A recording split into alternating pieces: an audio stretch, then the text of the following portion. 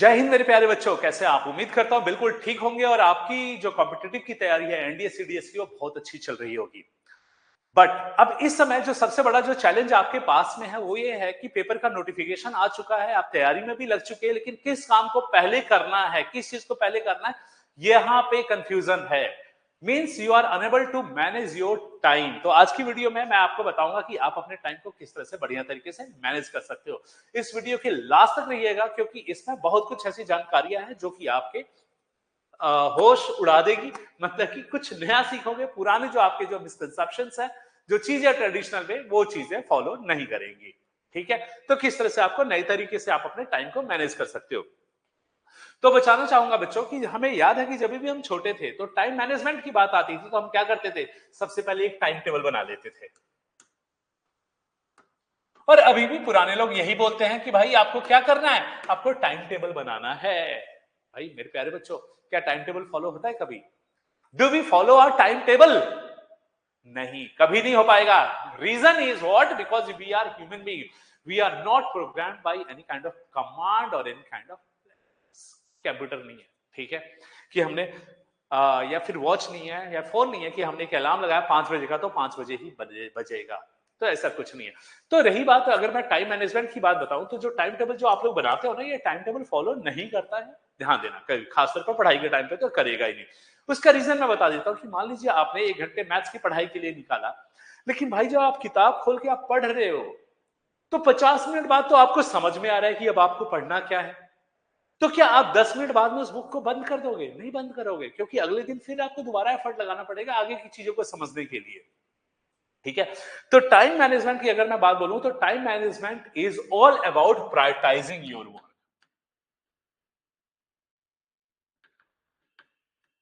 It's prioritising your work. जो आपका जो काम है ना, उसको किस तरह से प्रायोरिटाइज कर लो, मतलब किस काम को पहले करना है। ठीक है, अब रही बात कि किस काम को क्या करना है, तो अब आपको क्या करना है कि मैं जो 2-3 चीजें बता रहा हूं उसके बाद में आपको वीडियो को पॉज करना और आपको नोट करना है। आप एक काम कीजिए कि आज के दिन में जो आप 5 काम करेंगे, उन 5 काम को ऑर्डर वाइज, मतलब किस काम को आप सबसे पहले करोगे, उसके बाद किस काम को करोगे, उसके बाद किस काम को करोगे, इससे 5 चीजों की आप एक बार लिस्ट बना लो। ध्यान देना कि इन 5 काम में जो 5 जो वर्क्स है जो आपको करना है, ठीक है, इनमें से कोई भी आपकी डेली एक्टिविटी नहीं हो। ये नहीं बोलोगे कि मैं सोऊंगा, मैं खाना खाऊंगा, मैं नहाऊंगा, नहीं, ये काम नहीं भाई। ठीक है, वो काम जो आपकी एग्जैक्ट डिलीवरी है। एक बार नोट कीजिए वो 5 चीजों को। ठीक है, और अब वीडियो रोक के आप नोट कर सकते हैं। नाउ अब जब आपने नोट किया, अब मैं कोई चीज ट्रिक्स जो बता रहा हूं जो आपको चीजों को फॉलो करनी है। देखिए, अगर मैं बोलता हूं कि किसी भी काम को किस तरह से आप प्रायोरिटाइज करना है, तो सबसे पहले समझिए कि हमारे पास जो काम होते हैं 2 तरह के होते हैं। एक काम होता है आपका अर्जेंट और दूसरा काम होता है आपका इंपोर्टेंट।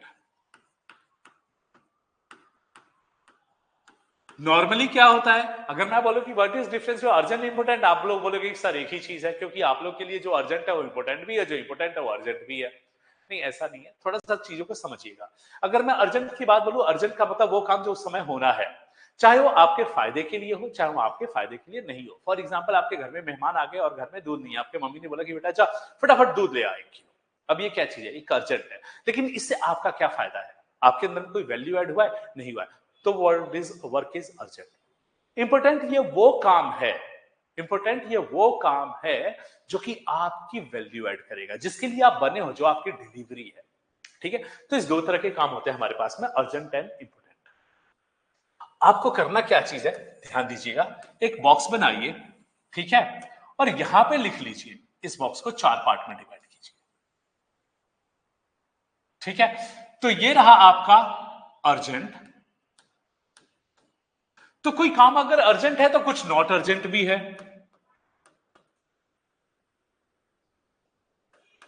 अब फिर उसके बाद में आता है आपका वर्क इंपोर्टेंट, और दूसरा आता है नॉट इंपोर्टेंट। तो समझिएगा कि अगर पहले बॉक्स की बात बोलूं तो पहला बॉक्स है मेरा, ये वो काम है जो कि हमारा अर्जेंट है और इंपॉर्टेंट है। ये काम हमारा अर्जेंट है और इंपॉर्टेंट भी है। ये बॉक्स नंबर 1 है। मान लीजिए कल आपका पेपर है, अर्जेंट भी है, आपके पास टाइम भी नहीं है, तो अर्जेंट हो गया। इंपॉर्टेंट है क्योंकि भाई आपकी प्रोडक्टिविटी इसी चीज से चेक की जाएगी। तो ये हो गया अर्जेंट इंपॉर्टेंट। तो जो आपकी जो लिस्ट में कोई काम ऐसा है जो कि अर्जेंट है और इंपॉर्टेंट है, उस काम को आपको सबसे पहले करना है। लेकिन ध्यान दीजिएगा कि अगर आपके लिस्ट में ये अर्जेंट और इंपॉर्टेंट काम अगर ज्यादा हो, लिस्ट के अंदर में ज्यादा चीजें हो, तो बेटा ये आपको स्ट्रेस देती है, ये आपको तनाव देती है।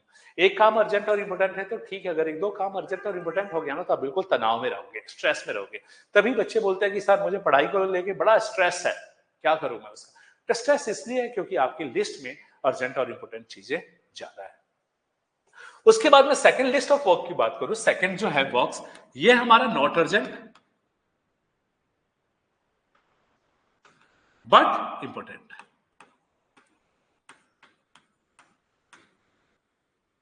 मतलब ये वो काम है जो कि अर्जेंट तो नहीं है लेकिन इंपॉर्टेंट है। मान लीजिए एडी की तैयारी, सीडीएस की तैयारी, पेपर कब है आपका? पेपर अप्रैल में है, अभी तो दिसंबर ही चल रहा है। अर्जेंट तो नहीं है लेकिन इंपॉर्टेंट है, ठीक है। तो आपके लिस्ट में जो काम है जो नॉट अर्जेंट बट इंपॉर्टेंट है, ये काम तुरंत होने चाहिए, इस अर्जेंट और इंपॉर्टेंट के बाद में होने चाहिए। तो ये दूसरा काम आपका ये होना चाहिए। ध्यान देना कि जब भी आप नॉट अर्जेंट और इंपॉर्टेंट वर्क को करोगे तो ये आपको हमेशा सेटिस्फैक्शन प्रोवाइड करेगा, हमेशा आपको सेटिस्फैक्शन प्रोवाइड करेगा। आपको बड़ा अच्छा लगा कि यार आपने समय से पहले तैयारी कर ली। जो बोलते हैं ना काल करे सो आज करे, आज करे सो अब। अगर आप लिस्ट 2 वाले वर्ड को अगर आज आपने नहीं किया ना, कल यही चीज आपका अर्जेंट और इंपॉर्टेंट भी बनेगा। इस बात का हमेशा ध्यान रखिएगा, ठीक है। उसके बाद में थर्ड लिस्ट ऑफ वर्क की मैं बात बोलूं तो ये आता है आपका अर्जेंट। अर्जेंट तो है बट नॉट इंपॉर्टेंट। अब आप लोग बोलोगे सर ये कौन सा काम है, अर्जेंट तो है बट नॉट इंपॉर्टेंट। आपके दोस्त ने बोला कि यार आज मार्केट घूम के आते हैं, यार मुझे एक आईफोन लेना है, चल खरीदने चलते हैं। दोस्त है, दोस्ती कसम आपने तो खाई हुई है, जिंदगी भर पूरा करोगे तो ये तो काम आपका हो गया अर्जेंट, बट इससे आपका क्या फायदा हुआ, आपके लिए क्या गेन हुआ? ये आपका थर्ड लिस्ट होगा, ठीक है। ध्यान दीजिए, अगर आप इस काम को करोगे और ज्यादा इस पे फोकस करोगे, अगेन ये चीज आपको स्ट्रेस देगा। आपकी पढ़ाई, दुनियादारी में ही लगे रहोगे, पढ़ाई नहीं हो पाएगी कभी भी, ठीक है। तो ये थर्ड लिस्ट ऑफ वर्क है। और अगर मैं बात बोलूं फोर्थ लिस्ट ऑफ वर्क, तो ये वो काम है जो कि not urgent, neither urgent and nor important. ये ना तो अर्जेंट है और ना ही इंपॉर्टेंट है। ये काम क्या है? इंस्टाग्राम, फेसबुक, व्हाट्सएप, जो भी सोशल मीडिया है, जो भी ये काम आप ऐसे करते हो, खाली बैठे रहते हो, सोचते हो कि आपको करना क्या है लेकिन करना नहीं है, ठीक है। तो ये काम बेटा दिस विल स्पॉइल, ये आपकी जिंदगी को खत्म कर देगा, ठीक है। तो आपको क्या करना है? गलती हम लोग पता है क्या करते हैं, हम अपने दिन की शुरुआत ही हमेशा बॉक्स 4 से करते हैं, उसके बाद हम बॉक्स 3 पे जाते हैं और फिर बॉक्स 1 पे जाते हैं। इसलिए हम हमेशा स्ट्रेस रहते हैं, क्योंकि ये तो आपने समय तो खराब कर दिया पूरा यहाँ पे। उसके बाद में अपने स्ट्रेस वाला काम किया, फिर स्ट्रेस वाला काम किया, मतलब आप हमेशा रहोगे स्ट्रेस में, लेकिन प्रोडक्टिविटी गाड़ी आगे नहीं बढ़ पाएगी, ठीक है। तो आपको अब क्या करना है, जो लिस्ट ऑफ वर्क है उसमें देखिएगा अर्जेंट और इंपॉर्टेंट काम को सबसे पहले कीजिए, उसके बाद आप करेंगे नॉट अर्जेंट और इंपॉर्टेंट को। अगर आपके पास कोई टाइम बचता है तब जाके आप बॉक्स 3 के आइटम को उठाओगे, और बॉक्स 4 तो आपके लिए है ही नहीं जब तक आपका सिलेक्शन नहीं होता। तो ये है पूरा टाइम मैनेजमेंट की ट्रिक। उम्मीद करता हूं आपको पसंद आएगा। ऐसे और वीडियो के लिए इस चैनल को सब्सक्राइब कीजिए। और हाँ, एक और चीज बता देना चाहता हूं, अगर तैयारी नहीं है, तैयारी में कोई दिक्कत आ रही है, तो हम द कैवलियर आपके साथ खड़े हैं। ज्वाइन कीजिए और अपने एनडीएस सीडीएस के सिलेक्शन को एक